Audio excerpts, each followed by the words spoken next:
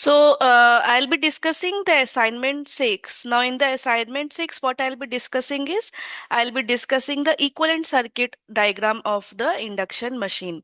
Now, from the equivalent circuit diagram, we will see various things like when we get an equivalent diagram of the circuit, then we can calculate various things like power factor, or when for particular load, what will be the power factor, what is the efficiency, and all these things. We will see how to derive the equivalent circuit diagram and how to see various things like what is the kind of power which is being transmitted, like what input power, from input power, if you have stator losses gone, so what will be the power you get. So we'll be see the power flow diagram also. Okay, so this assignment is based on equivalent circuit diagram and the power flow of the induction machine. Okay, so let us now see it then.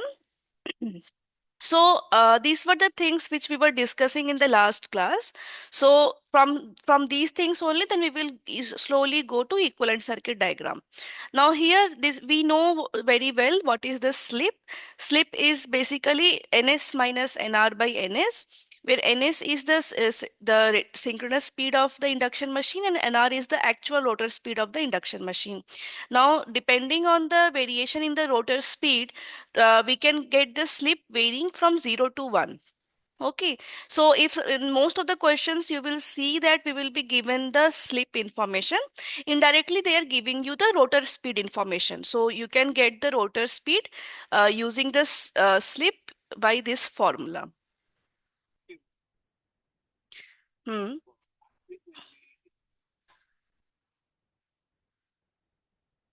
Hmm.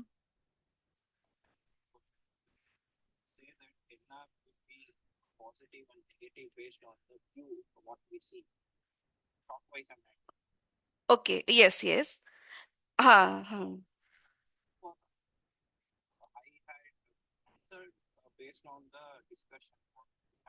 Hmm.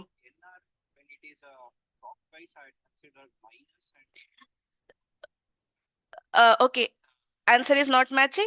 You have to see that the stator, so they have would have given stator rotor mmf also. You have to make sure that what is the direction of stator rotor mmf. Now in these questions we consider our stator rotor mmf as the reference. We do not take it as always that okay, so in this particular question it was said that the stator field is rotating in anti-clockwise direction, so this was our reference. It could also happen that they would have given us that the stator field is in rotating in clockwise direction. Hmm. Huh.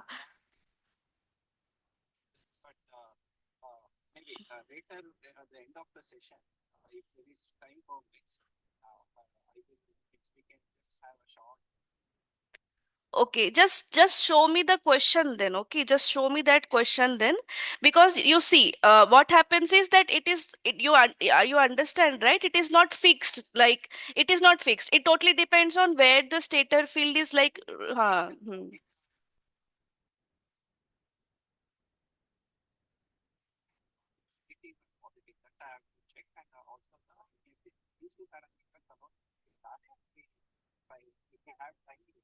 Okay, just share me that exact question. Okay, because many times the wordings of the questions are like that interpretation changes. Okay, so just show me the exact question. Okay, okay. Hmm. So now here in this assignment, okay. So let me just open this. Hmm.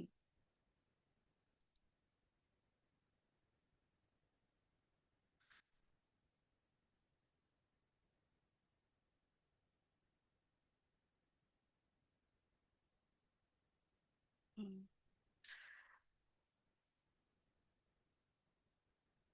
Ah.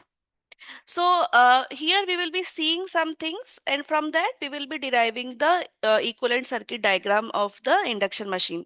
Now here what we are given is we are given the slip calculation ns minus nr by ns, which we have seen the last class. Now as I'm saying that what happens is that it will be given to you that okay, the stator mmf is rotating with ns, because we know that ns is the speed of rotation for stator mmf and the rotor mmf also. So what we have to see is, we have to see this ns minus nr means the relative speed difference of this stator mmf to the rotor speed. Okay, so if suppose it is like this, so this is like this, so they are rotating in the same direction. So for this case it is ns minus nr by ns. But if suppose it is like this, that your ns is like this and your nr is opposite, now we know what will be the relative speed. Relative speed will be what? Ns minus of minus nr by ns. Okay, so it totally depends on what is the relative speed, and the slip can become like what you say, depending on the speed it may also become more than one also, if this is the case. But generally in actual machines we do not run it like this, we run it like this only. Okay, in actual machines. So this kind of scenario is just for our theoretical questions. Okay, this scenario generally we do not have in the actual machines. Okay, so I'm just removing it. But to give you an example, now if it can also happen, so that this is one case where ns is like this, nr is like this. Another case can be that ns can be in this direction and nr is in this direction. What you have to see is that you have to see that what is the like whether they are both in opposite direction or whether they are in the same direction. Okay, so that you have to make sure. It can be same direction clockwise, it can be same direction anti-clockwise. Okay, so that you have to check. Now coming back here, so I'm erasing this because this is just for theoretical questions. This does not happen in actual machine. Mm. So this is the slip, right? So this is what we have discussed, the slip. So here in practical machines for motoring motion, the slip varies from 0 to 1. Okay, because they both the stator or mmf and the rotor rotates in the same direction. It can be clockwise or anti-clockwise, it does not matter, but what matters is that both of them rotate in the same direction. Okay, so in the questions you'll be seeing in the upcoming questions that you will be given suppose slip. Now on the basis of the slip you may be asked to calculate the rotor speed, or sometimes the rotor speed would be given and you would be asked to calculate the slip. Also we have seen in the last assignment that this E1 can be found out like this, right? The stator EMF. This I have derived. Okay. Now similarly, we have also seen that the rotor EMF is like this. Rotor MMF, we can see it is slip times of the frequency. We have seen this in the last class. You can just cross check the last class, then you will see that. Now here, what this E2, which is the EMF induced when the rotor is rotating, is slip times of the EMF induced in the rotor at standstill. Standstill means when the rotor is stationary, and when the rotor is stationary the slip is equal to 1, because slip is like this, that slip is ns minus nr by ns, and when rotor is not rotating so nr is 0, so ns by ns slip is 1. Okay, so at standstill the slip is 1, and for that particular value e2 will be like this. So this e2 when it is rotating is slip times of the e2 when it is at standstill. This we have seen in the last class. Okay, so these are the things which we saw in the last class. And we also know that the frequency of the voltage and current in rotor is slip times of the stator frequency. Okay, so I'm just removing these red boxes because because we know these things, so I'm just removing this. Okay, so this is the thing. Now coming to this class, now what we have to do, we have to derive the this equivalent circuit diagram. Now the equivalent circuit diagram of the stator is very straightforward, because here what you have is, so this is your so this is the equivalent circuit, so this is your actual stator. Now in the actual stator what you have E1 induced like this. Okay, then this is R1 X1. If suppose R1 is the resistance of the stator and X1 is the leakage reactance, then you can draw this R1 X1 like this, because you are given suppose some current you are passing, and so for passing that current you need the supply voltage V1. Now because of that current, what will happen, the flux will be rotating, magnetic flux will be produced, and that rotating magnetic flux will then induce the voltage E1 in the stator and E2 in the rotor. So we are saying that okay, the the flux producing part of this stator winding, we are denoting by the magnetizing reactance xm. So we are saying that okay, because of this xm only, rotating mmf is set up. So we are saying that okay, the E1 will be across this xm. So that is why this E1 is across xm, V1 we are giving into the so you see one thing, that we know that the rotor, this is a three phase machine, right? Induction machine is a three phase machine. Now right now we are discussing three phase. We will discuss in the later classes single phase also, but right now we are discussing three phase. So this is the three phase. But when we are denoting the equivalent circuit diagram, you will see that we are denoting it in per phase basis. Generally, in equivalent circuit diagram of various machines are denoted in per phase basis, assuming that this is all the phases are identical, and hence we can take one of the phase thing phase. We can do the analysis in one phase, and that will be valid for other two phases also. Just there will be a phase shift of 120 degree for a balanced system. Okay. So this is the equivalent circuit diagram of the stator, which is very straightforward, and it is very similar to the transformer, right? So so this is R1, X1, and then XM is there. Now let us come to the rotor, this equivalent circuit diagram. Now let us first take the case which is standstill case, when the rotor is not rotating. So when the rotor is not rotating, so slip is 1, as I have shown here that the slip is 1. Right, for when the rotor speed is 0. So when rotor is at starting at the initially, when because at the starting rotor speed is 0, so at that case, slip is 1. Now, for when the slip is 1, so the rotor frequency is equal to supply frequency, right? Because the rotor frequency is slip times of the supply frequency, and when slip is 1, the rotor frequency is equal to supply frequency. Okay. So here you have, so here also, if for the rotor also, you see we have R2, and then we R2, which is the winding resistance, and JX2, which is corresponding to leakage. But you see, because the rotor windings is short circuited, so we have shorted it like this. Okay, so here you see it was open, but here we have shorted this. And we are saying that okay, here also there is E2 is induced because of the same XM. Okay, so here also there is XM, some magnetizing inductance in rotor winding also, because of which there is rotor MMF, which is because so when this MMF is linking the rotor windings, then E2 is induced because of the rotating MMF. Okay, so we have E2 here. So so this is, so here we see that. Now one thing is, you see, even is, what is the formula of even? Even is root 2 pi f phi k omega 1 n1.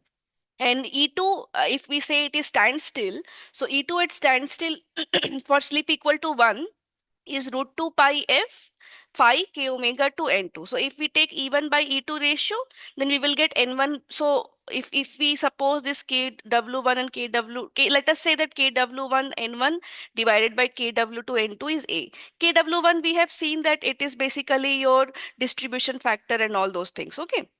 So let us say that this ratio is equal to a. So if we have to club these two, because we know that this E1 and E2 is getting induced on because of the same similar kind of magnetizing reactance, right? Because this rotating magnetic flux is produced in the E1, rotating magnetic flux is produced in the stator, and because of that rotating magnetic flux, there is E1 in stator and E2 in rotor. So that same magnetic flux, rotating magnetic flux, is responsible for inducing E1 and E2. So that is why we are saying that okay, this E1 and E2 is identical, but what is the ratio of E1 by E2? It is identical by a ratio A. So that is what we did. What we did was that we clubbed the two. We are saying that okay, this is E1, and if suppose we take it like this, that we transfer it to the we transfer the rotor quantities to the stator. So how we will transfer it? So E1 is equal to it will be equal to what? So E1 will be equal to A times of E2. So here let us say um so this is in the so this is on the rotor side. Now what we will get the equivalent circuit of the rotor quantities on the when we refer it to stator. So now this we are saying that okay, this is we are referring it to stator. So let us make it all identical. So if we are referring the quantities from one side to another, like as we have seen, if you see the transformer, so we do it like this, that the voltage gets multiplied by the turns ratio, and the resistance and reactance gets multiplied by the what you say, this a square times the turns ratio square times of the value. Okay, so this will become a square r2 and a square jx2. So this is the rotor quantities referred to stator. Okay, so this is the thing. Now we know that this E1 is identical to A times of E2. So it basically we have the same so this part is common to both. So we can combine this part to this part. Okay. So after combining we get it like this. So this part is common. So this represents E1 equal to A times of E2.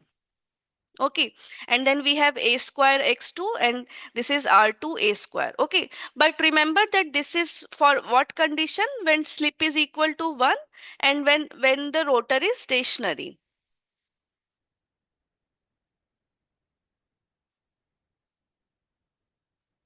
Now, what will be the equivalent circuit when the motor is running?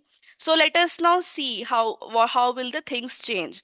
Now, the stator part is does not change, because in the stator part there is even if it is stationary, if the rotor is stationary or rotor is rotating, it does not affect our stator circuit, right? So stator circuit remains the same. Now, coming to the rotor circuit, now in the rotor circuit, we remember that the frequency, so the rotor frequency is what? Slip times of the supply frequency. So let us say that the motor is running with the slip S. Okay. So motor is running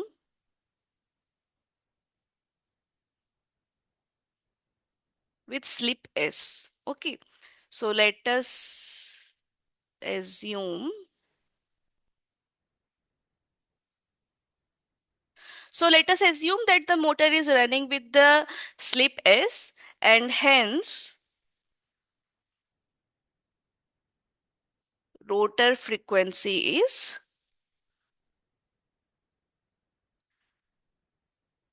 slip times of supply frequency of the stator.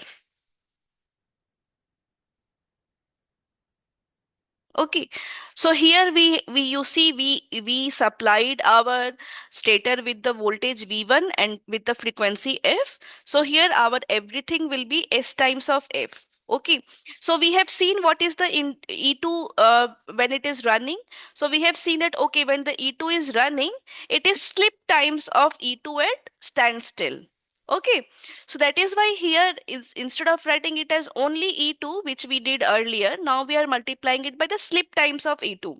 The slip, how does this slip times of E2 comes? We have seen it in the last assignment. Okay, so that you can see there if you have any doubt. Okay, so now this is slip times of E2. Now what about this R2? R2 does not have any change because R2 has no dependence on frequency. But what about the reactance? We know that what is the formula of reactance? Reactance is this, right? So reactance is, let us say, j omega L. But now your omega has become slip times of omega. Is now omega 2 is slip times of omega. So now what is happening to x? X is s omega L. So this is basically s times of x2, where x2 is the reactance at standstill. Okay. So if suppose x2 is your reactance at standstill, because we first wrote x2 for standstill. If we suppose we are taking the same x2, then we have to multiply it by the slip. Okay, so that because we have to take into consideration the change in frequency. Okay, so S into X2 will be the new reactance when the motor is running at slip S. Okay, so that is what is also written here, that for frequency F, which is at standstill, so this is at, so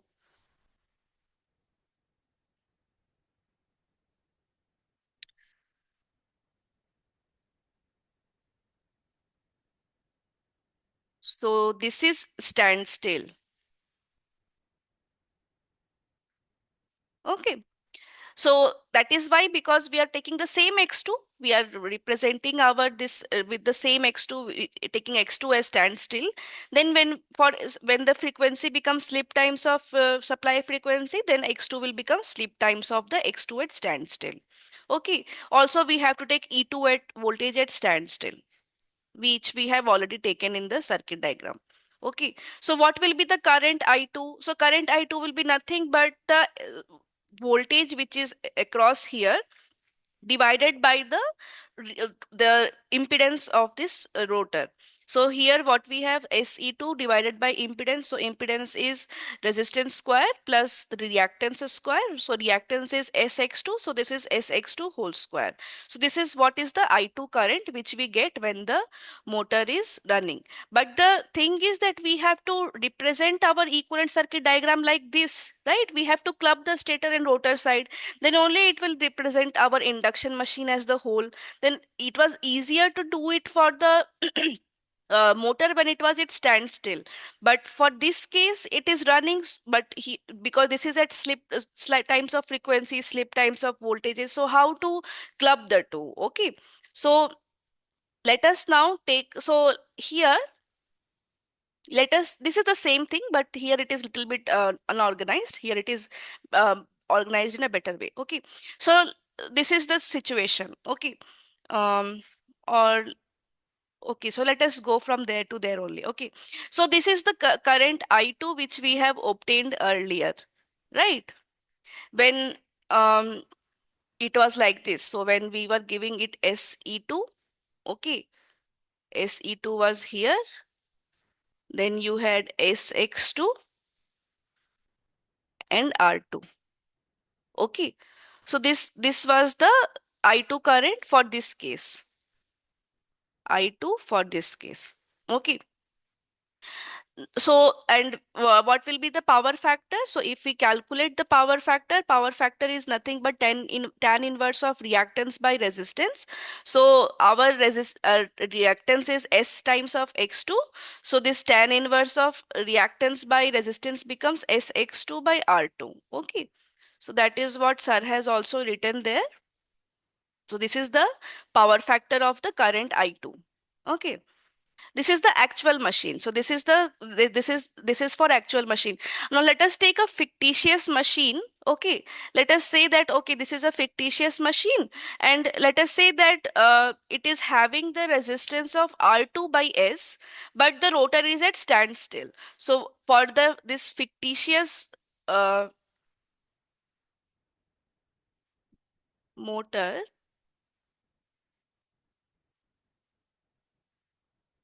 we have rotor at standstill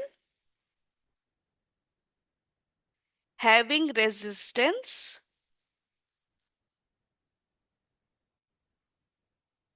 R2 by S. Okay, so let us say that, okay, this is at standstill, and let us say the resistance is R2 by S. So this for this circuit, so this is the actual actual motor circuit diagram on the rotor side,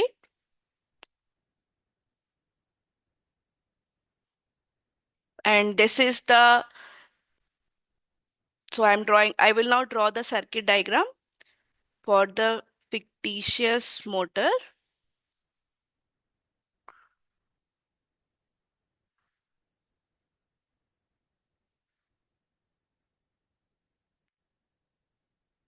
on the rotor side. Okay. So it is like this. So I am saying that the rotor is at standstill. So rotor is at standstill means E2 will be same as the slip, because because it is at standstill, so slip is 1. So E2 will be the slip times of E2 at standstill, which is gives us E2 only. Okay. Now let us say this is R2 by S.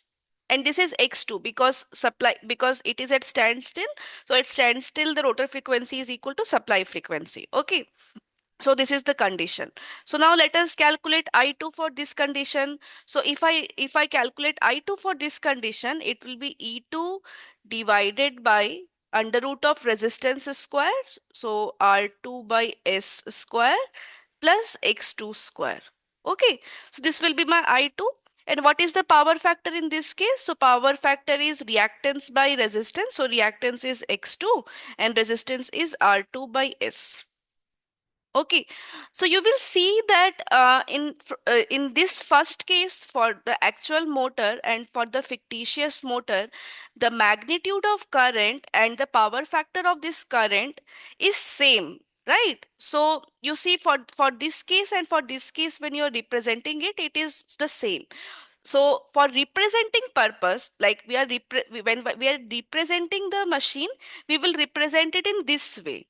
Okay, we will represent our rotor side of the machine in this way, because see what we want to get the magnet, because when we draw the equivalent circuit diagram, our focus is to calculate the efficiency and all. And for calculating the efficiency, what we need to do, we need to calculate I2 I square R losses and all that, right? So this is the so for calculating the losses and various things, we need the magnitude of current and its power factor. So the magnitude of current and power factor for this case and this case is the same. So that is why while representing our rotor side circuit, we will represent it by this circuit. Okay, by this fictitious circuit. So so this is what sir has also written in this slide. Um, okay. So this is what sir has also written. If you see, so this is the actual motor. So for actual motor, you get the current like this. SE2 by, and the equivalent circuit diagram is here. And this is the fictitious motor. And for fictitious motor, we are assuming that this is NR is 0 at standstill.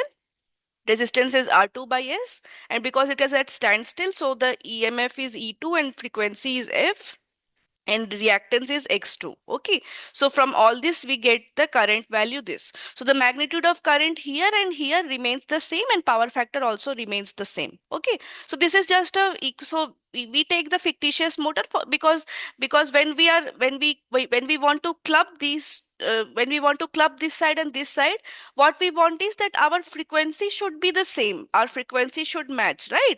So that is why we took the condition of standstill, because at standstill we have the same frequency. Okay.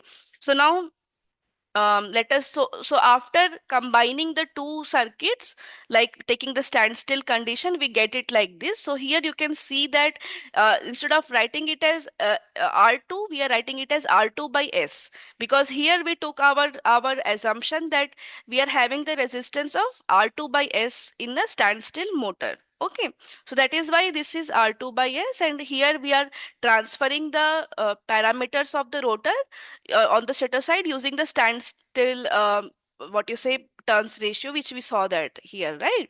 So this only we are just multiplying. Okay, so this is a square times of the impedances, wherever the impedances are, they becomes a square times, and voltage becomes a times. Okay, so that is the condition. So here, so let us see now the power flow diagram. Okay, how the power will flow in the circuit. Okay, so let us see that. So what we have is we have some input power, right? So how we will calculate the input power? So first of all, for calculating the input power, we need to calculate this current I2. So how we can calculate the current I2? You can so here what sir has done is, sir has taken the what you say this parallel combination of these two, but you can also do, you can proceed in this way. So you will see that while solving the questions, we have proceeded it in this way, okay? Because it is simpler that way. So if what we will do is, so I'm just writing here.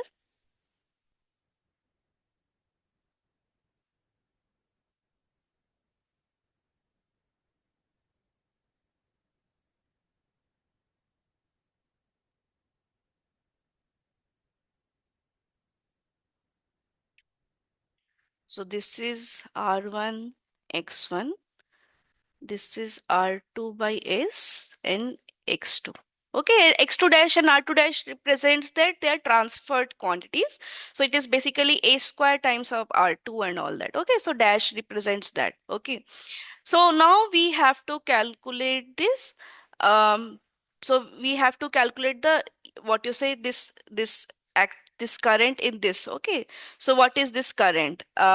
I2. So they will be asking you, okay, let us calculate the input power. So for calculating the input power, because you know the supply voltage, you need to know this current. Okay. So if you know this current, so this will be nothing but V1 into I2 and cosine of the angle between the two, cosine of the angle difference between the two. So it is basically pi V minus phi I2. Okay. So this is what we are looking for. So for doing this, what we need to do, we need to calculate this I2 magnitude as well as its angle. Okay. So for doing that, what you will do is you can just do the parallel combination of these two. So if you do the parallel combination of these two, what you will get like this. Okay. So this is J, this is J, this is J. Okay. So this will be JXM into R2 dash by S plus JX2 dash divided by JXM plus R2 dash by S plus JX2 dash. Okay, so this will give you the parallel combination of the reactances. So this is the parallel combination. Okay, and after getting the parallel combination, this is in series with this. Okay, so this is what R1 plus JX1 plus this JXM into R2 dash by S plus JX2 dash divided by JXM plus R2 dash by S plus J x2 dash. So this will be your basically R Thevenin. Okay, if you are representing it like this, so this is what Sir was saying as R Thevenin, but this is what I am saying is R V1 and R Thevenin, and it will be R Thevenin plus J x Thevenin. Okay, so R Thevenin and J x Thevenin. So what will be your current I2? Current I2 will be V1 by root over of R Thevenin square plus X Thevenin square. This will give you the magnitude, and if you want to calculate the corresponding angle of this, so this I2, this power factor will be tan inverse of X Thevenin by R Thevenin. Okay, it will be lagging by this much. Why this is lagging? Because here we have all the things inductive, and we know that for the inductance what happens, that current lags the voltage, right? Because this is how we write the this is how the relation between the current and the voltage of the inductance is, right? So here we can see that the voltage of the inductance leads the current by 90 degrees. So J represents the 90-degree phase shift. Okay.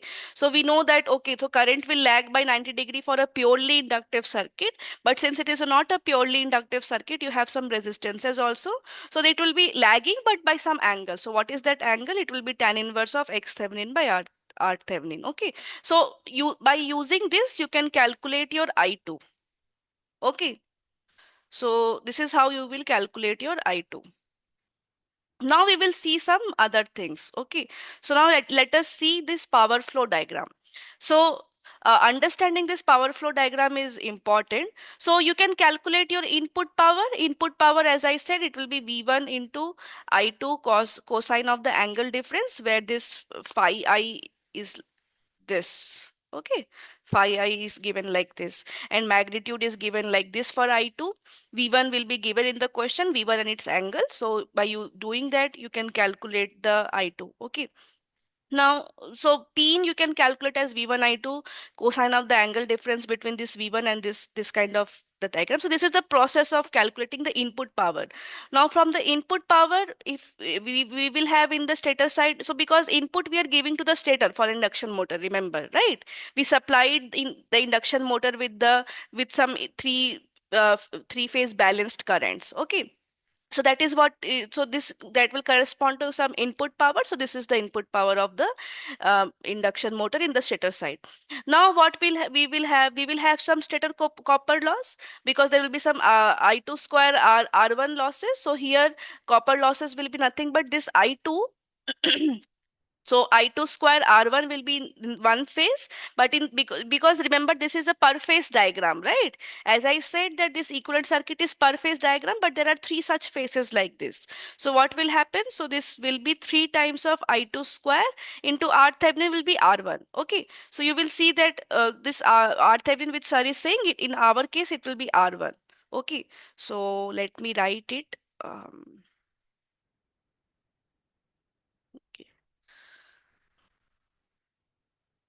So this is R1.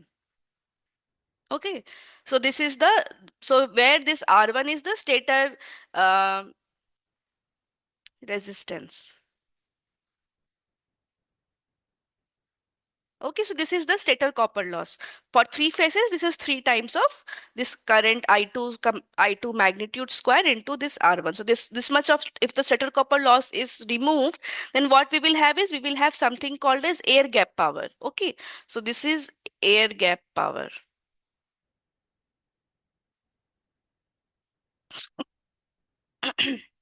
So this is the air gap power. Now, the you will see that so from the air gap power, so this is the air gap power. Now, if you see in case we suppose, so this is the power which is coming on the rotor side. Now you see what will be the active power on the rotor side. Active power on the rotor side will be nothing but this I2 dash. So so here it will be nothing but I I2 square into R2 dash by S, because here our R2 dash by S represents the because what is the so here in the circuit, if suppose we have I2 square some reactance and I2 square into some resistance, so you will see that the active power will be across the resistance I2 square into across the resistance, whereas the reactive power will be across the I2 square into the reactance value. But here we are talking about the active power, because see all of this P, we are not writing it as Q in. We are not writing it as Q in, right? We are writing it as P in. P means active power. Okay. So we are saying that, okay, the air gap power, and air gap power is the power which is coming on the rotor side. And what is the active part of it? So active part of it will be nothing but this current I2 square into this R2 by S. So that is why air gap power can also be written as 3 times of I2 square into R2 by S, like this. Okay. So air gap power is like this. But from the air gap power, if we remove the rotor copper loss, so what is the rotor copper loss? Remember that the rotor copper loss in the actual machine is in the R2 only, right? I2 square R2 loss. So this is a rotor copper loss in the actual machine is I2 square R2. But in the fictitious diagram, we are saying that, okay, in the fictitious system, the active power, all the power is coming across R2 by S. So that is why you will see that the air gap power and the rotor copper loss, they are represented like this: slip times of air gap power, because you see I2 square 3 I2 square R2 is the rotor copper loss. So and air gap power is this rotor copper loss divided by slip. So you can see that the rotor copper loss is nothing but slip times of air gap power. Okay. So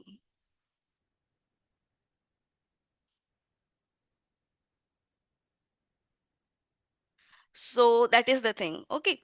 So this is the same thing we were talking about. So now here you see, so this is the relation between the rotor copper loss and the air gap power. Okay. Like this. So this is 3I2 square R2. So if we remove from the air gap power the rotor copper loss, so whatever is the remaining power, that is the gross mechanical power. Okay. And from the gross mechanical power, so I'll just draw it in a very fresh page because this is a bit messy, and this is a very important part of this assignment, because there will be many questions on this. Okay. So here it is like this, that first of all you have input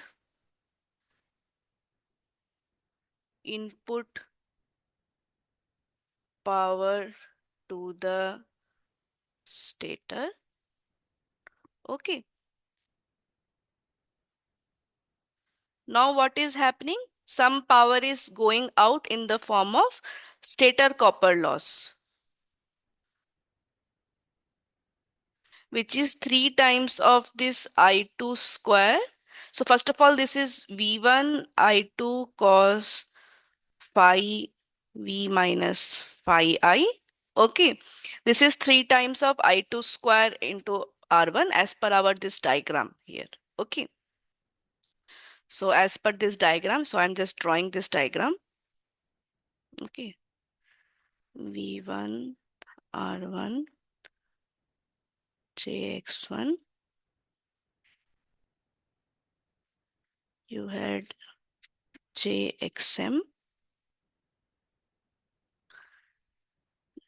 JX2,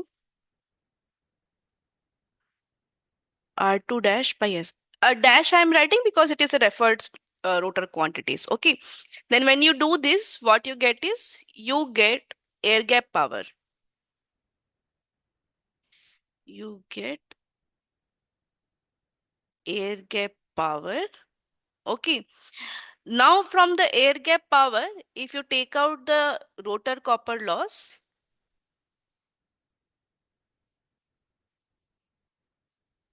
okay. Now, how will you calculate the rotor copper loss? It will be basically the car. So this I2 hole is there, right? Now this hole, so this I2 which we calculated, this I2 was here, right? But remember that this I2 will be now split into the two parts because this. So here, if you see, because it is like this, right? So this circuit is like this. R1 JX1 and this parallel thing. Okay, so this is the parallel impedance. R parallel plus JX parallel. So this I2 current is coming like this, which is for the series connection.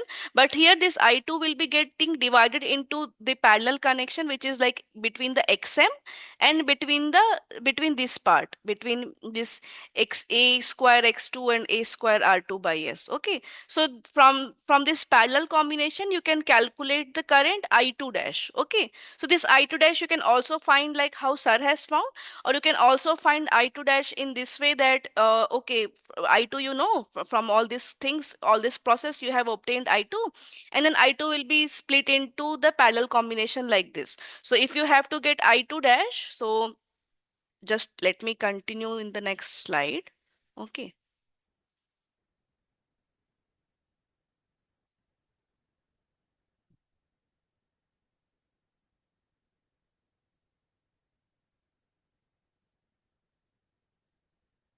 So here it is like this. So I2 is V1 by so I'm just writing it in the form of the what you say phasor. You can calculate the magnitude of this. Okay. So R1 plus JX1 plus parallel combination. Okay. So this is like this, right? R1 JX1 and this is the parallel Z parallel. Okay. So let us say this is Z parallel. So this is Z parallel. Okay. So this I2 is coming here like this. Okay. Now this I2 will be divided in the Z parallel because Z parallel is this, right? So Z parallel is basically uh, this. So here you have JXM and this is JX2 dash and R2 dash by S. So if you have to calculate I2 dash will be I2 into JXM by JXM plus JX2 dash plus R2 dash by S. Okay, so this will give you I2 dash.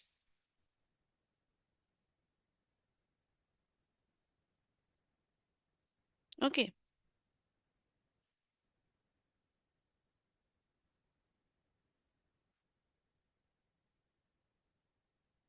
So this is the I2 dash which I'm talking about. So this is 3 times of I2 dash square because this is the current which is flowing in the R2 dash, remember. Okay, so this is R2 dash. This is the rotor copper loss. But we have seen that, okay, what is the air gap power? Air gap power is the power, because the rotor side active power is, the rotor side total active power is 3I2 square R2 dash by S. Okay, so that is equal to air gap power. So this is 2 dash square R2 dash by S. But in the actual machine, we know that, okay, this is the rotor copper loss, because rotor copper loss happens in the actual machine across R2 dash, right? Not R2 dash by S, because actual machine has the resistance of R2 dash.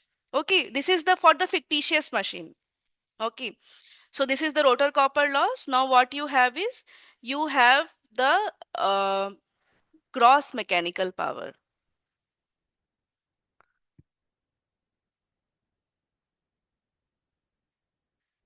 And from this gross mechanical power, so I'm just going up because there is no space. Okay. And from the gross mechanical power, if you take out the friction, okay, friction losses, then you will get the shaft power. Okay. So instead of going on that side, I think it is better to draw it somewhere else. Okay. So from the mechanical power, you will have shaft power when you take out the friction loss. Okay.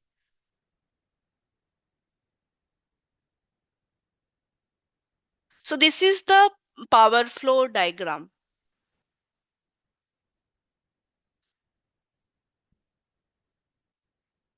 of induction machine. So you will see that in this assignment, all the questions will be on the basis of this power flow diagram and the equivalent circuit diagram. Okay. So let us now see the questions one by one. Okay. And before going to that, let us again discuss something. Okay. So as I said, right? So the gross mechanical power, if we go here, so the gross mechanical power is what? Input power minus the stator copper loss minus air gap power and then not minus air gap power, because air gap power you're getting. Okay. So input power minus stator copper loss is air gap power, and then from air gap power, if you take out the rotor copper loss, then you get mechanical power. Okay. So this is what sir has also written here. They are saying that, okay, gross mechanical power is what? Air gap power minus rotor copper loss. So air gap power minus rotor copper loss. And we know what is the rotor copper loss. Rotor copper loss is basically slip times of the, so here you see, so air gap power is 3I2 square R2 dash by S. So, and what is the rotor copper loss? It is 3I2 square R2. So what is the rotor copper loss in terms of air gap power? It is slip times of the air gap power. Just cross multiply this. Okay. So rotor copper loss is slip times of air gap power. So what is this gross mechanical power? It is air gap power minus this rotor copper loss, which is 1 minus slip times of air gap power. Now we know that what will be the total opposing torque. Total opposing torque, here we have not subtracted right now the friction loss. Okay, we are not talking about the shaft power, we are just now talking about this gross mechanical torque or total opposing torque. So the total opposing torque will be this power. So total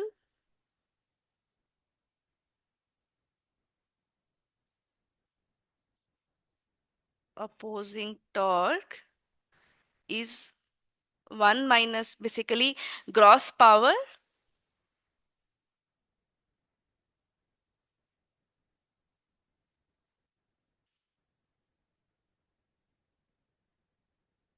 gross power divided by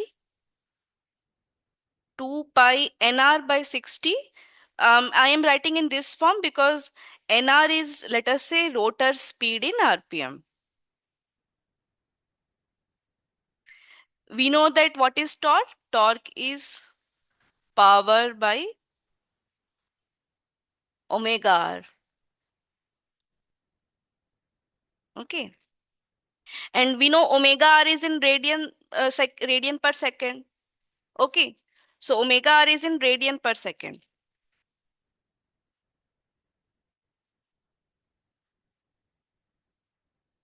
Okay. So this is in radian per second. And we know what is the relation between radian per second and speed in RPM. So omega r is 2 pi nr by 60. That is what I have written here directly. Okay. So here the torque is gross power by 2 pi nr by 60. Okay. So this is the total opposing torque. Now we know what is the gross power, gross mechanical power. So we know that gross mechanical power is air gap power minus rotor copper loss divided by, let us say, omega r. So we know this is 1 minus slip times of air gap power. And what is omega r? So we know that, so this is like this, omega s minus omega r by omega s is slip. Okay. So omega r becomes s omega s here. Okay.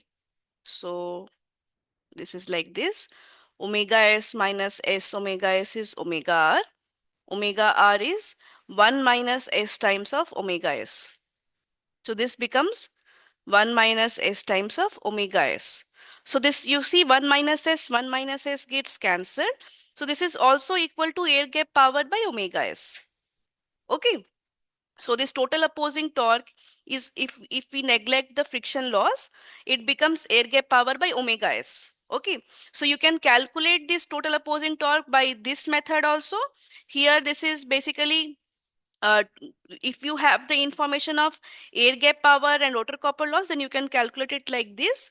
And if suppose you have on, if you have, you can also calculate the rotor copper, this opposing torque by this formula also. Okay.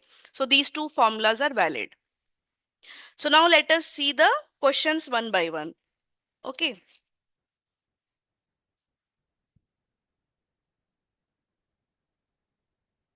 Okay.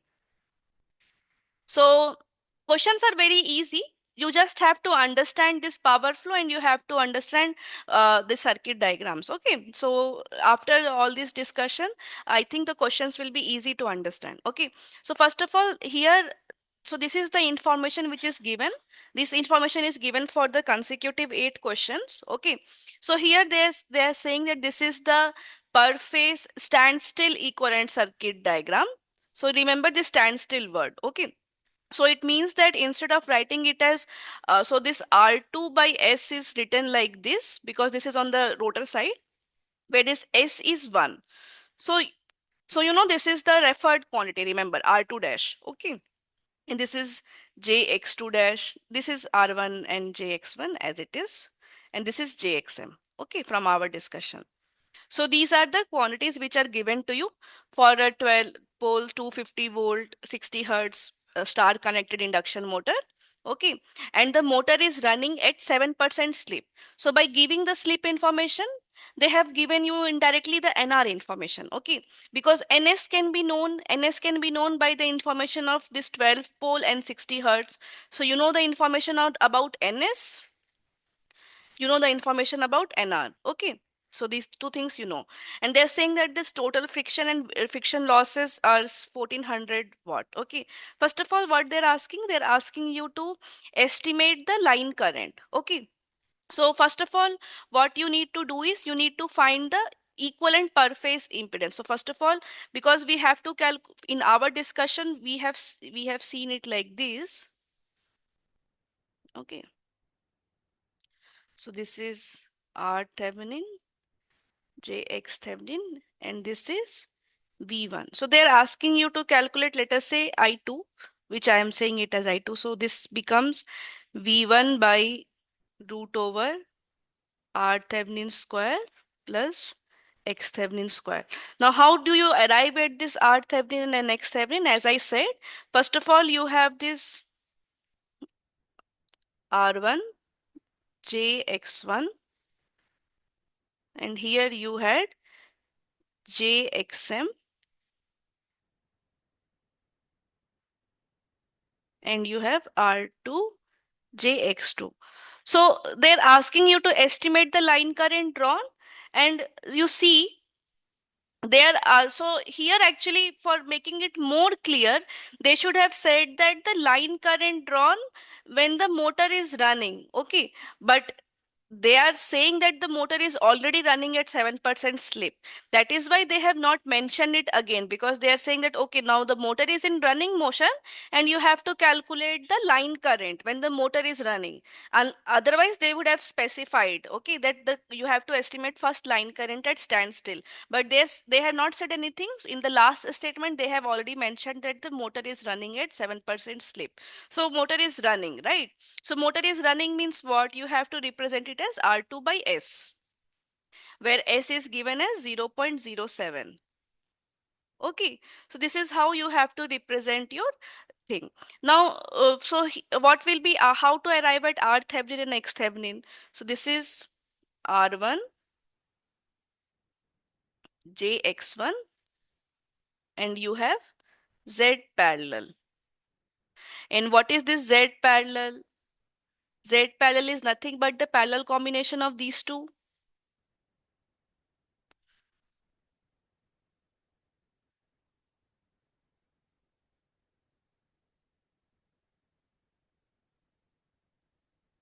Okay, from the parallel combination, you will get some impedance. Now, and this is represented like this: R Thevenin, JX Thevenin, where this R Thevenin plus JX Thevenin is nothing but R1 JX1 plus Z parallel. Okay, so this is what is done in this step here. So here, first of all, they are finding they are finding R Thevenin plus J X Thevenin in this line. So here, first of all, they have done the parallel combination of this XM to R2 by S plus JX2.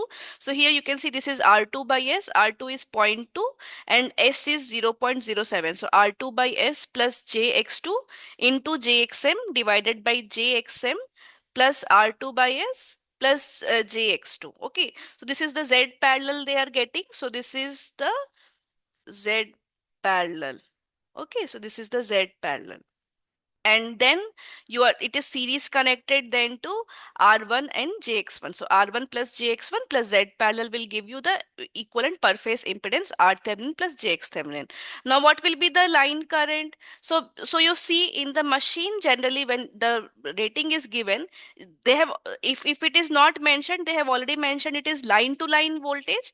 But if they have not mentioned anything, like let us say they have said okay, this is a 12 pole 250 volt 60 hertz machine, then you should know that by default this voltage rating is line to line voltage. Okay, line to line RMS voltage. So here, so I'm just writing here, that in the, if suppose in the later questions you see only the voltage rating, you should not get confused. Okay, so this is by default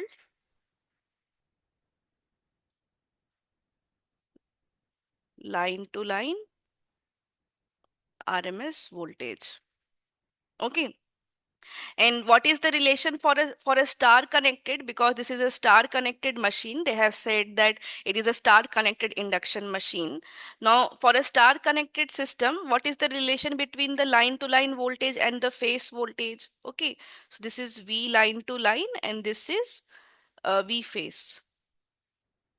So you will see that for a star connected system, and first of all, you will see that that even if the star connected induction machine is not mentioned, let us say that in the question the star connected induction machine is not mentioned, then what you will so what you should understand is that by default this is also star connected, because when we are drawing the equivalent circuit diagram, for drawing this equivalent circuit diagram per phase diagram, you have it can be drawn for a star connected net system. Okay, so if it is not mentioned, then you have to, as you have to understand that this is a star connected machine. Okay, so for a star connected machine, what is the phase voltage? So phase voltage is this line to line voltage by root 3.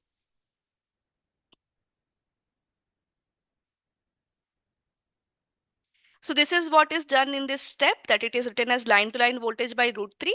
So here we have to calculate the current. So current is V phase by this impedance. Okay. So this is V phase. So this is basically your V phase. So this is V phase divided by the R Thevenin plus JX Thevenin. So if you do that, you will get this current value. Okay.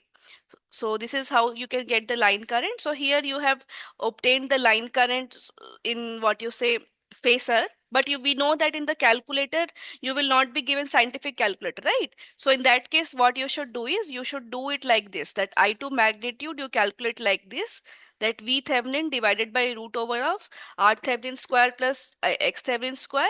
And what will be the angle? Angle will be, so angle will be, first of all, this angle has to be minus. Okay, I think they have forgotten the minus because this is lagging. Okay, so why it is lagging? Because this circuit circuit diagram is what, with the combinations of inductance and resistance. So the current has to be lagging, should lag the voltage. Okay, so they have not given minus, but it should be minus. Okay.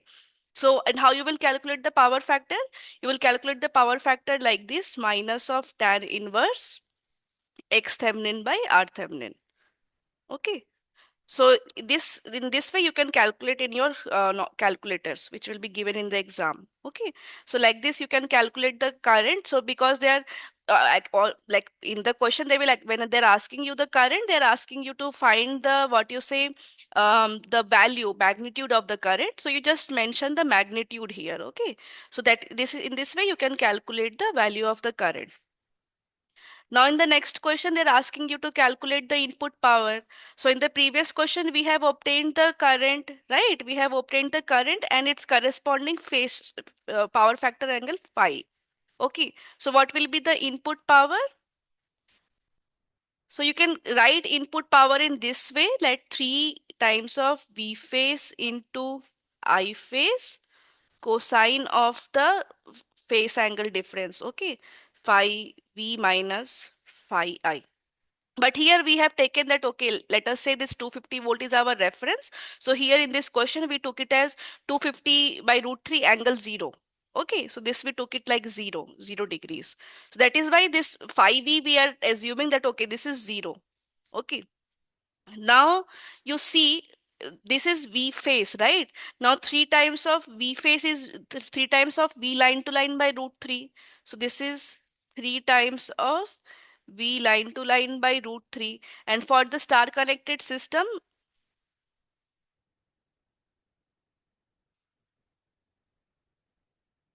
I phase is equal to I line. Okay.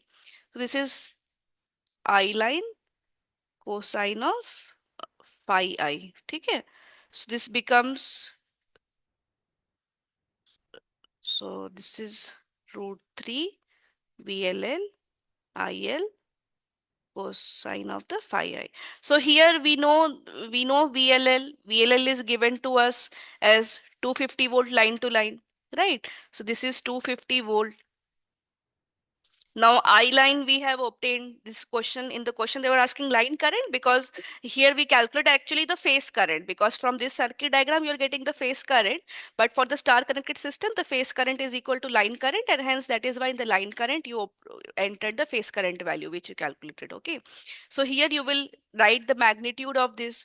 So this is root 3 times 250 into IL is how much? 28.124. So this is 28.124 into cosine of this angle, because this is what, so minus 54, so this is minus here minus, so cosine of 54.01. Okay, so this will give you the input power. So input power you will get this value, okay, if you calculate. So this is how you calculate the input power. Now, what you have to do is you have to estimate the speed in RPM. Now, when they are asked, actually they should mention it clearly as rotor speed. Okay, but if they're not saying anything, I think you should take it as rotor. I think they will mention in the exam that this is rotor speed. Okay, I think they have forgotten that this is the rotor speed which they are asking. So this is the rotor speed. Okay, so we know what will be the rotor speed. First of all, we know synchronous speed. So synchronous speed, we know ns is what it is what. So it is so 120 f by p. So if frequency is given to us as 60 hertz, number of pole is given to us as 12.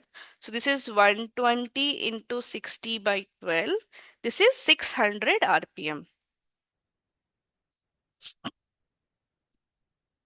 Okay. So this is 600 RPM. Now they're asking you to calculate NR. So we know what is the relation between NR and NS. So NR, you will see it is 1 minus S times of NS. Okay. So NS is 600 into 1 minus ns. So ns is 0.07. So this is 600 into 0.93, which you will get is this value. Okay, this value. So this you can calculate easily, which is it's simple. Okay. Now they're asking you to calculate the air gap power. So what is the air gap power? We know that air gap power from this diagram. So air gap power here is what? It is input power minus the stator copper loss. So that is what we will do right now. So input power. So air gap power is input power minus stator copper loss. Okay, so input power we have obtained. So you see, you will think that, okay, this is a very lengthy process, how much calculation is there? But generally you will see that this will be connected questions. Like if suppose you calculate, you spend time in one question, you will be easily able to solve the subsequent questions. Okay, so you should not worry in the exam if you see that it's a very lengthy question, it is taking lot of time. Okay, the time will be covered up when you are solving the other remaining questions. Okay, so you see, so that is why you see so here we have already obtained the what you say this current, right? Current with that angle. So here, so what we will do is we have to do input power. So input power we calculated in this question as 7156. Okay, in the second question. So this is 7156.1 minus stator copper loss. Now you see in the stator copper loss what I have written. I have written 3 times of I2 square R1, where I2 is the current which we calculated like this. Right. So I2 also we have calculated in the first question itself. You see I2 we have calculated in the first question itself. So what will be the stator copper loss will be 3 times of, so this is 3 times of I2 square R1. So this is 3 times of I2 square, 28.124 square into R1. R1 is given here as 0.25. So this is 0.25. So what you will get is you will get this value. Okay, just you have to remember this. What you have to remember is in this, for this assignment, you have to remember this power flow diagram of the induction machine. Okay, and you have to remember that, okay, this is the equivalent circuit diagram when the machine is what you say running with the slip S. Okay, like that.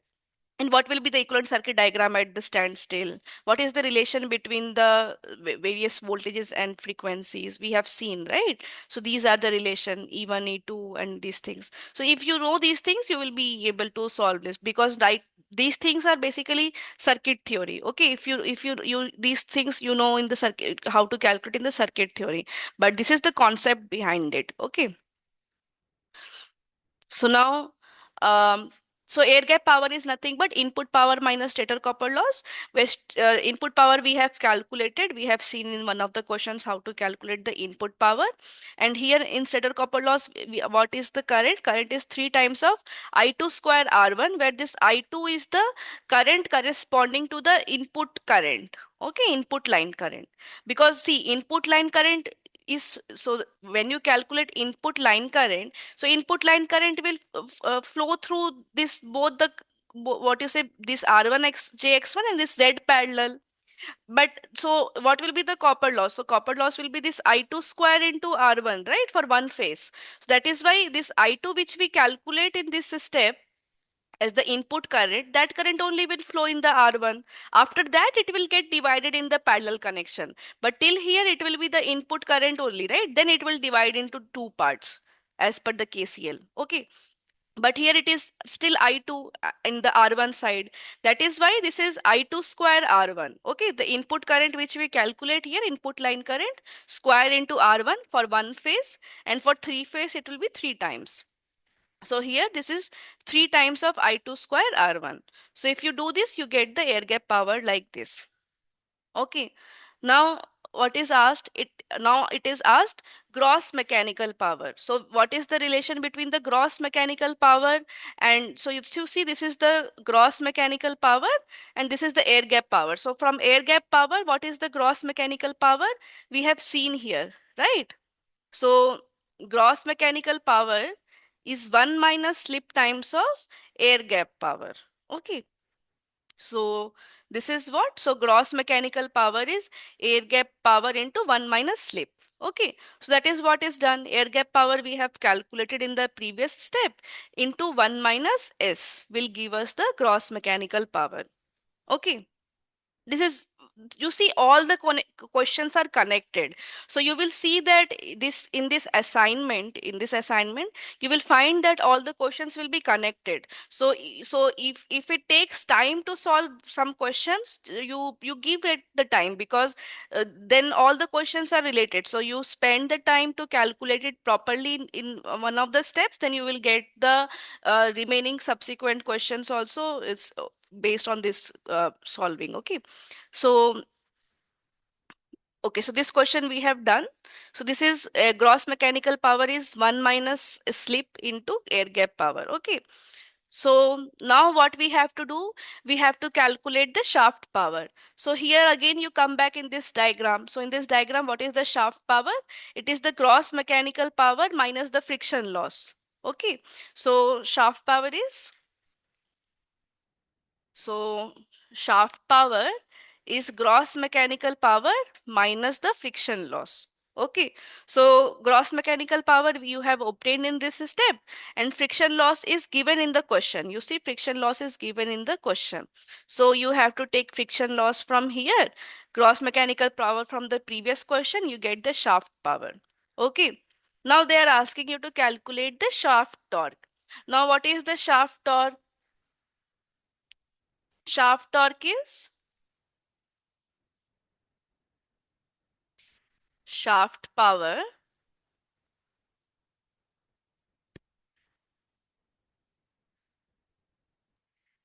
divided by 2 pi nr by 60. ठीक है? Remember that anytime it is asked, let us say they're asking you to calculate the gross mechanical torque. Okay. So gross mechanical torque is nothing but gross mechanical power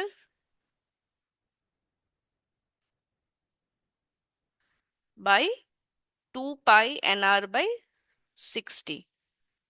Okay, like this. So we have seen other name of gross mechanical torque, which is this total opposing torque also. Okay, so total opposing torque is, for this particular total opposing torque, it is also equal to, this is called as total opposing torque,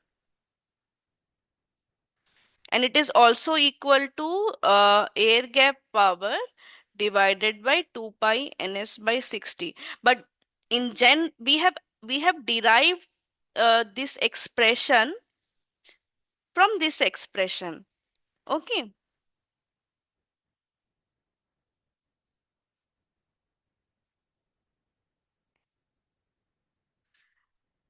So we have derived this expression from this expression.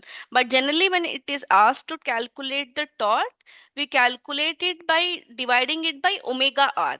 Okay, where omega r is in rate. So if suppose they're asking you some torque, let us say shaft torque, Then shaft torque is nothing but shaft power by omega r. Okay, where omega r is 2 pi nr by 60. If they're asking you the this total opposing torque, then it is gross mechanical power divided by omega r. Okay, where omega r is in radian per second. Okay, and we know that what is the relation between radian per second and this rpm. Okay, so nr is in rpm and omega r is in radian per second. Okay, so this is the thing. So here we are asked to calculate shaft torque. So shaft torque is nothing but shaft power by omega r. So shaft power we have got from the previous question and divided by omega r. So omega r, nr we know in one of the questions, right? So we have obtained nr in this question. So if suppose they're asking you to estimate the speed, so by default, if nothing is mentioned, you take it as rotor speed, okay, NR. Because in general, because if it is mentioned 12 pole 60 hertz machine like this, so it is said that okay, indirectly NS is already known. So no one will ask you again if they're asking you this to calculate the speed, they will ask you to calculate the rotor speed only. Okay, so they are asking you NR.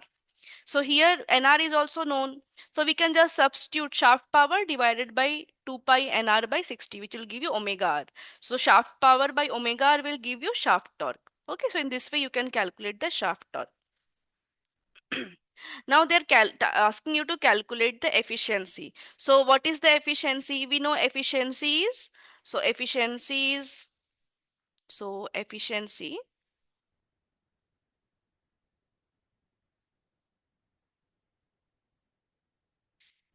is output power by input power. And what is our final output power? You will see our final output power is this shaft power, right? And what was our actual input? The input in the very initial input what we were giving the input to this stator. So if we take the ratio of this shaft power to this input power, it will give us the efficiency. Okay, so here you see, so here we are taking it as shaft power divided by the stator input power. So we have calculated both the powers, right? We have calculated shaft power also, and we have also calculated the stator input power in this. So if we take the ratio of these two powers, we will get the efficiency. Okay, into 100 will give us the efficiency in percentage, and otherwise it will give us efficiency like if you do not multiply it by 100, you will get it as 0.657. But they're asking you in percentage instead of fraction, instead of some number, fraction number, so you enter it in percentage. Okay, so into 100 will give you answer in percentage. So this is very simple. Okay, as I said, if you understand the theory in the beginning, these questions are not very difficult to solve. Okay, you just have to remember first of all this flow diagram you have to remember, and you have to remember these things, that okay, what is the relation between gross mechanical power and air gap power, how to calculate the torque. If you know these things, very easy to solve. Okay, so now coming to the next set of questions. So in this next set of questions, you see this is the data for the 9 questions. Okay, so nine continuous questions. So here in this question, what they're saying that okay, this is a star connected rotor with per phase standstill resistance. So it is like this.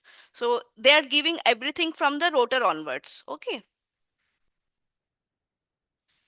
So so you see they have given R2 dash because this is a standstill resistance as 0.2 ohm. Okay. And how we represent in our circuit, we represent it as R2 dash by S, right? So here in the circuit, we represent it as R2 dash by S. And this is JX2 dash. Here they have given R2 dash as 0.2 ohm Hmm. And x2 dash as 0.6 ohm. Now they're saying that when the stator is excited with the rated supply, the standstill induced EMF in the rotor is 140 volt. So this is 140 volt. Okay, this is the induced voltage in the rotor side. Now they're asking you to estimate the rotor current in starting. So at starting, we know what is the for at starting slip equal to 1. So what will be this circuit? This circuit will be just R2 dash and JX2 dash. This is E2. Okay, so this is the thing. Now you see they have mentioned it that 140 volt per phase. So this is the voltage per phase. Okay, if they would have mentioned that standstill induced EMF in the rotor is 140 volt, then if they have not mentioned it as per phase, then it would have been line to line voltage. But they have already mentioned it as per phase voltage. Okay, so this rotor current is very straightforward. E2 by R2 dash square plus X2 dash square.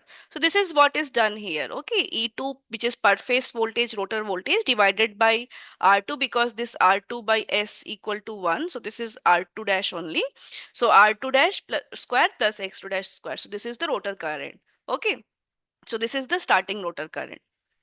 Now they're asking you to estimate the power factor at starting. So we know what is the power. So this is the system R2 dash by S, X2 dash. So power factor is tan inverse.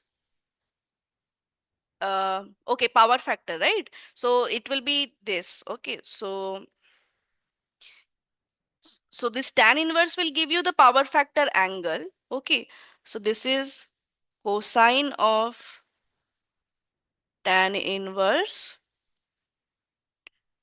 R2 dash by, oh sorry.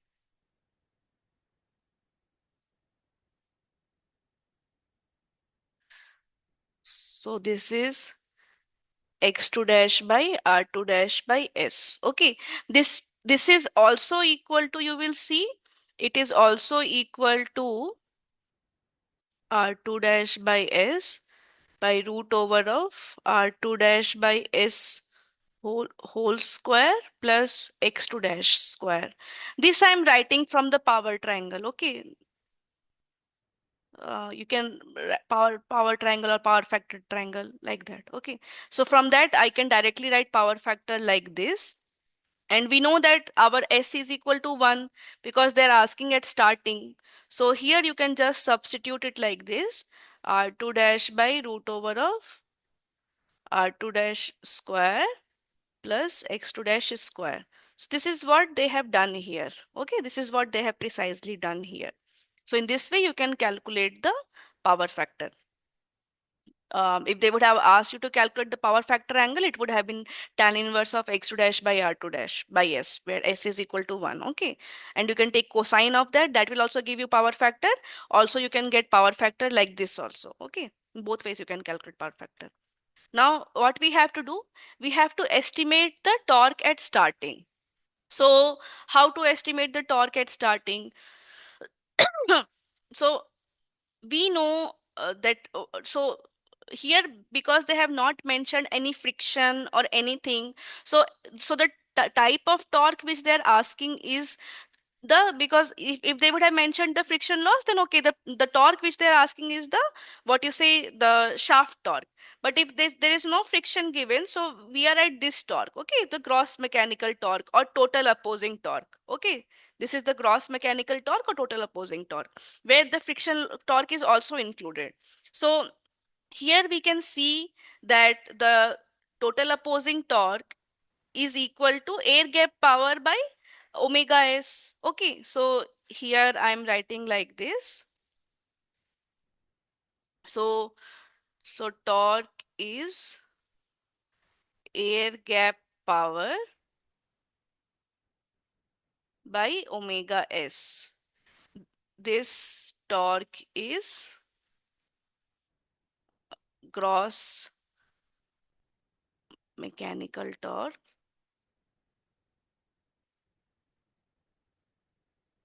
or total opposing torque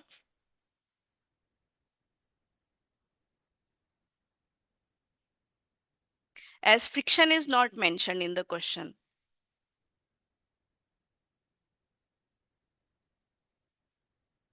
If they would have mentioned the friction, then they would have specified, okay, this is whether the shaft torque or whether this is the mechanical torque, they would have specified in the question. Okay.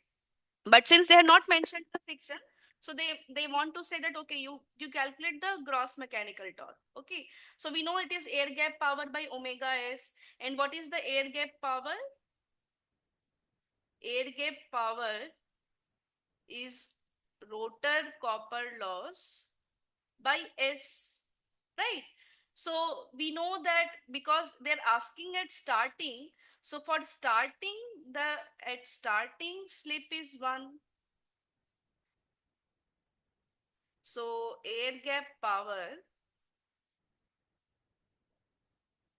is rotor copper loss. And what is the rotor copper loss? It is 3 times of this rotor current, I2 square. So 3 times of I2 square.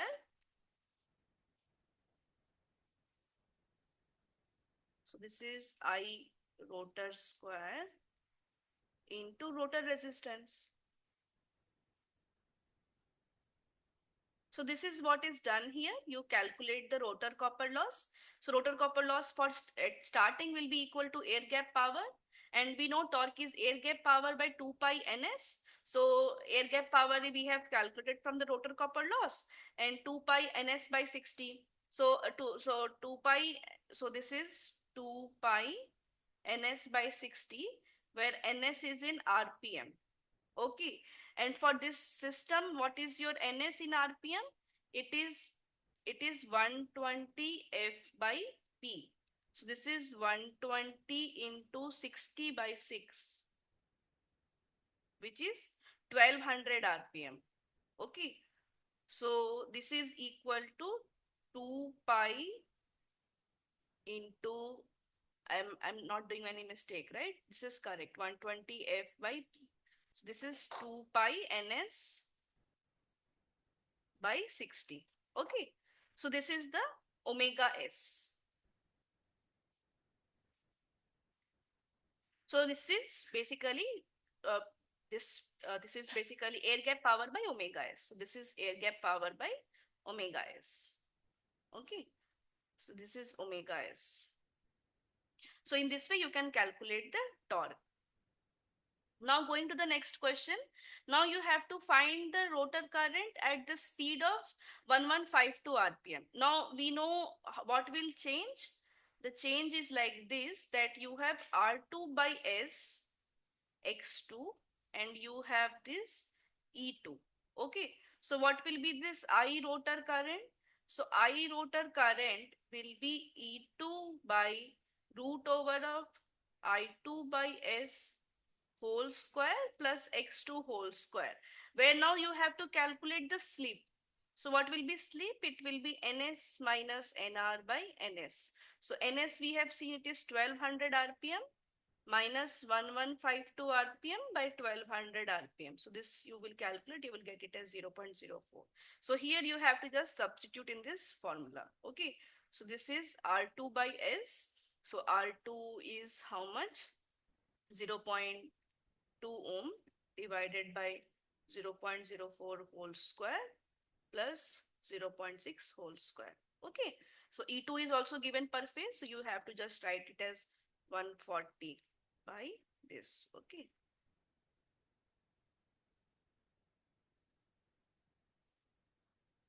So if you calculate, you will get the rotor current. Now with a slip. Earlier their slip was 1 because it was at starting, but now they're asking you at some other speeds, at some rotor speed, so that time the slip will also come into picture. Okay. Now they're asking you to calculate the rotor power factor at this slip. Okay. So what will be the rotor power factor? So we know that first of all, So the rotor power factor, as I said, you can also calculate it like this: cosine of tan inverse x2 by r2 by s, or this is also valid, and this is also valid.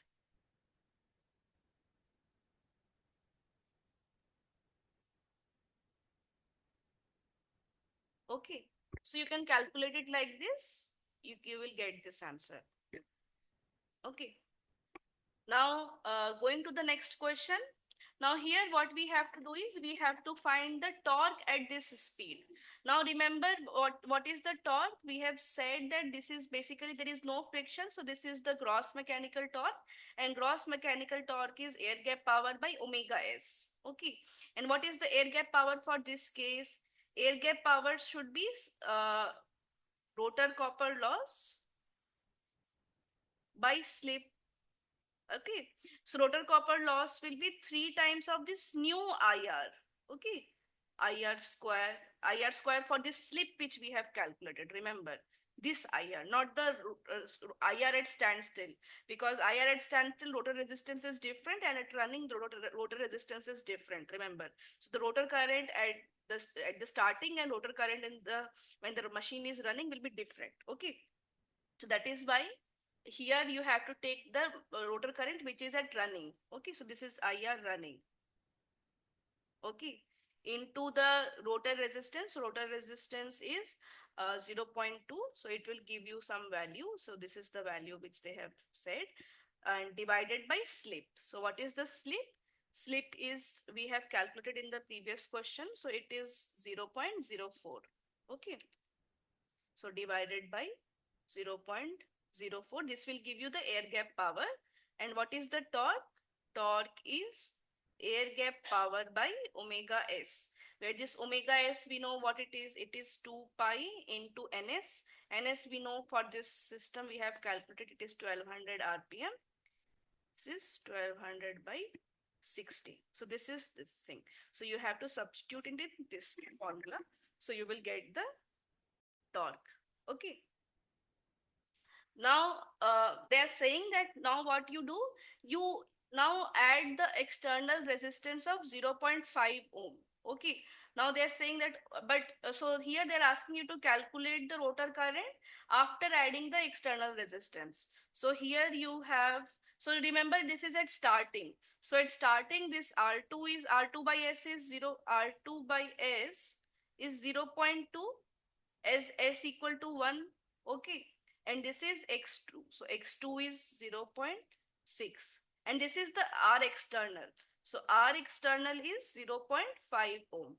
Okay, now they're asking you to calculate the rotor current at starting with this R external.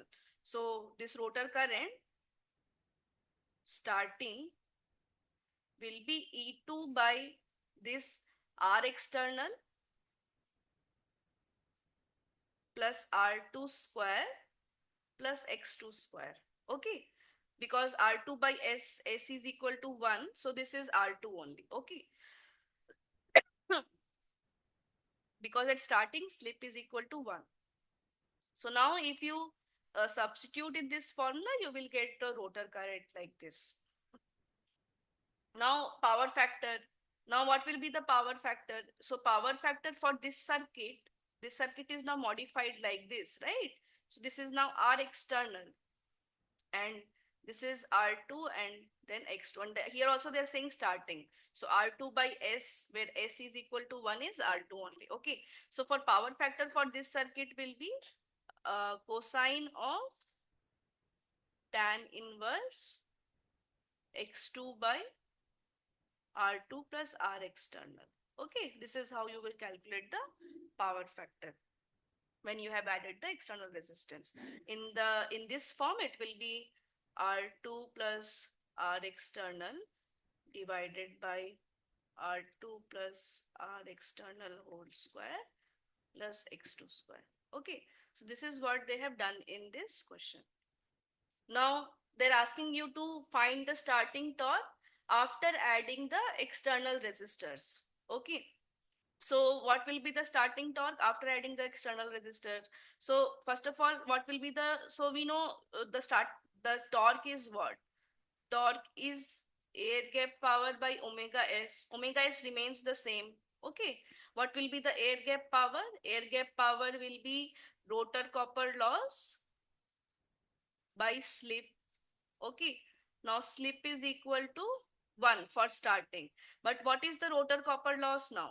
So the rotor copper loss is 3 I2 square R2 plus R external. Okay, you just have to remember the circuit diagram, and if some modification is done by adding the external resistance, how it will change. Okay, just have to remember this.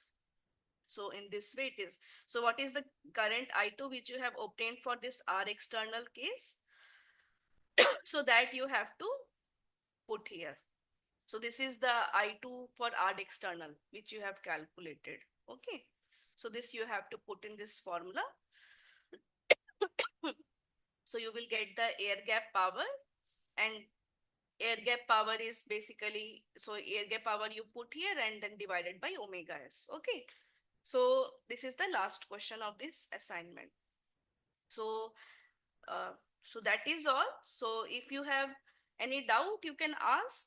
Okay, as such, this assignment is easy only. You just have to remember this, and you have to remember this. Okay, if you remember these two slides very nicely, then you can solve all the questions. Okay, so that is it. Is there any doubt?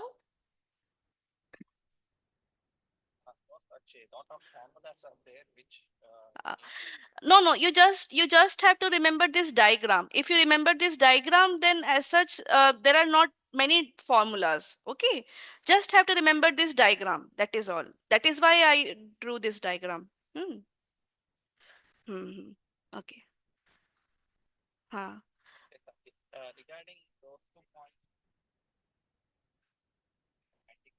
Hmm.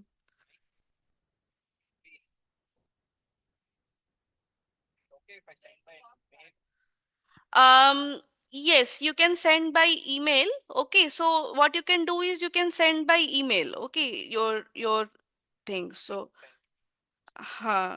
so so this, do you have my mail ID? Have NPTEL shared? No. Okay, so I'll just give you my institute mail ID. Okay.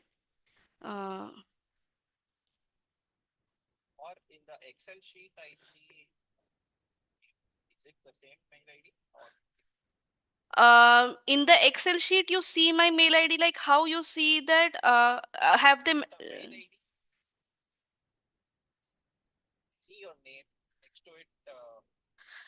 No, mail ID is not there in the not. Okay, just let me just open that Excel sheet. Have what kind of Excel sheet they have shared you? Ha, I put the link. I put the link. Okay, so you see, have they shared you this? They have not shared you this, right? Okay, so I'll just give you the thing. Okay. So I'm just writing here. Uh, so let me first stop this.